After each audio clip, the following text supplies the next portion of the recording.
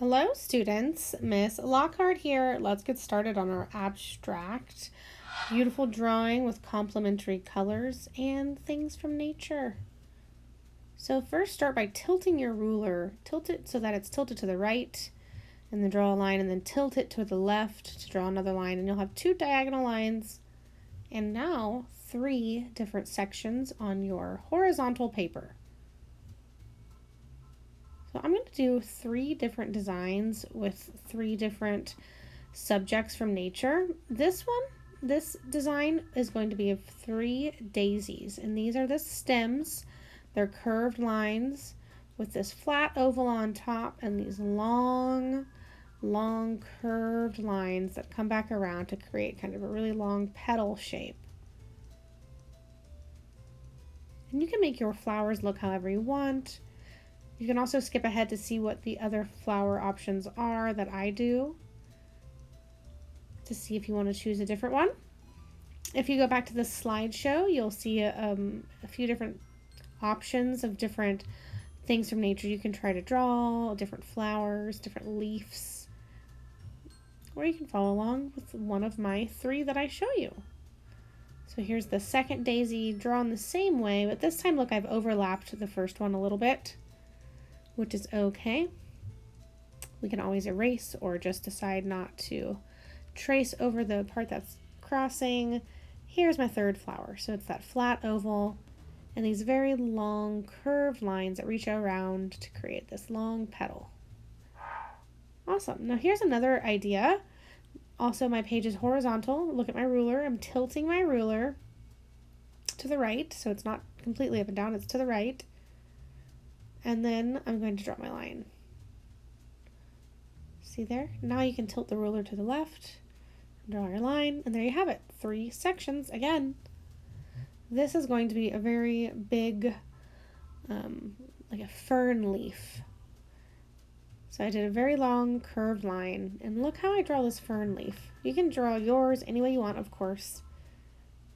What I'm going to do is I'm going to start here at the top, and similar to the daisy leaves, I'm doing these really long curves that come back down, almost like wavy lines.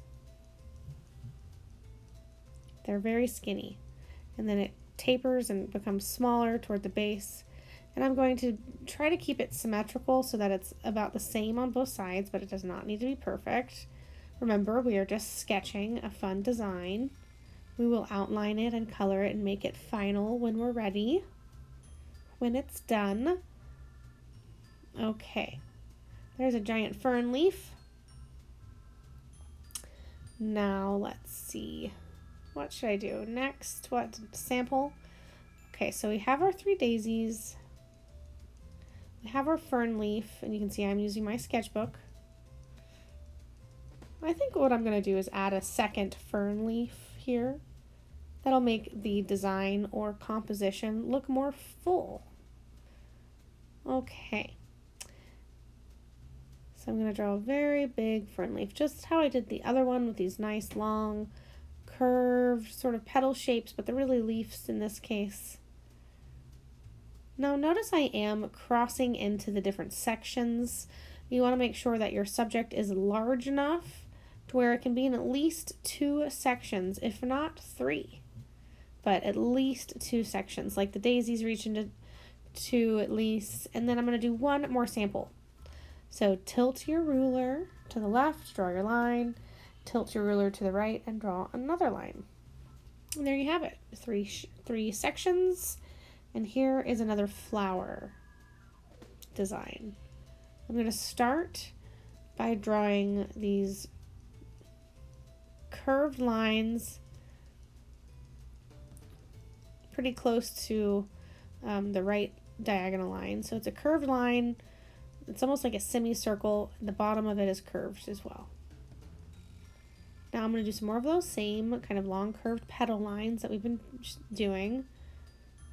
And I'm going to bring these lines around, and I'm not going to go all the way around because you don't see them from this perspective. The petals are behind the flower from this point of view.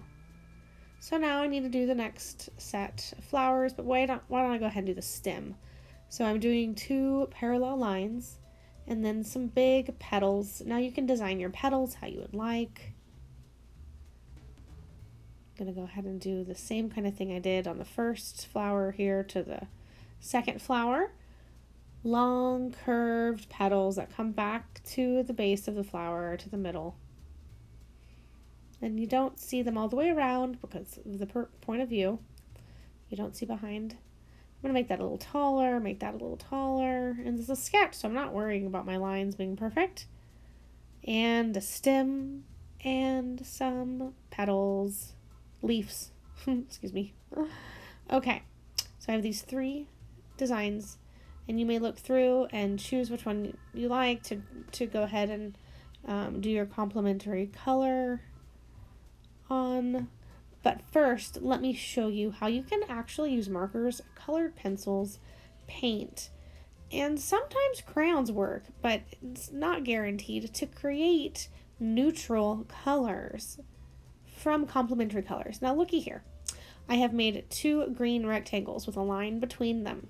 I'm showing you how to create neutral colors by combining complementary color. So green and red are complementary, and I drew a red rectangle under those 2 green, and now look, I'm bringing it up toward the middle. So I'm putting red over the middle green rectangle, and look at that. You can see that really nice dark neutral color. It almost looks black. And you can do the same kind of thing with paint. It works even better with paint. Now, a square rectangle purple on the top, another purple one underneath, with a line separating them. And let's do a yellow rectangle at the bottom because the yellow is complementary to purple. And look what happens in the middle here when you mix the yellow over the purple. Isn't that a beautiful brown? That's a nice neutral color from complementary colors. So let's do a blue rectangle with a line and another rectangle below. And what's the complementary color of blue, anyone? You guessed it, orange. So go ahead and do another rectangle underneath, fill it in, and then the middle. Fill in the middle with orange, and look at that, nice, dark, neutral. So that is the fun of mixing complementary colors. You get these beautiful neutrals. You can actually make an entire painting just from a set of complementary colors and their neutrals that are made when you mix them together. Very fun. And that is what we are going to do when we color our abstract nature drawing. So we'll be using complementary colors, and then we will be overlapping them to see some really nice neutral colors that are going to be created. Now you can use any materials that you have at home to color with. Like I did, you could use markers, you could use colored pencils, crayons, or paint if you have permission from an adult. Okay, so looky here. The first thing you need to do is you need to outline everything in the middle section only. You can also add details like I've done here. I'm adding the texture to the top of that flower. Those little dots. And look, I'm only outlining what's in the middle. You really, really should be very careful to only outline the middle section, whatever your subject is. And see here where it's overlapped? I'm just going to decide what flower is going to be on top, and it's this one on the right. And then when I go ahead and outline the flower on the left, I'll make sure that the petals don't cross the ones on the right, because that's not what it would look like. Now look here, I'm only outlining what's in the middle, so you have to be careful to stop yourself. Okay, here are the petals, and look, I did not cross them over the petals in front of them. That other flower. And I gotta do the leaves, of course, and then these lines down the section, the middle section. Okay, that is the very first step, outline in blue. Now you're going to use your blue color to fill in the background. Okay, you'll see me doing it a little sped up. Oh, but of course, like anytime when you outline a pencil line, make sure you erase your pencil line so that you don't see it through your coloring. So go ahead and grab your blue and start to color the background. Have fun. Stay tuned.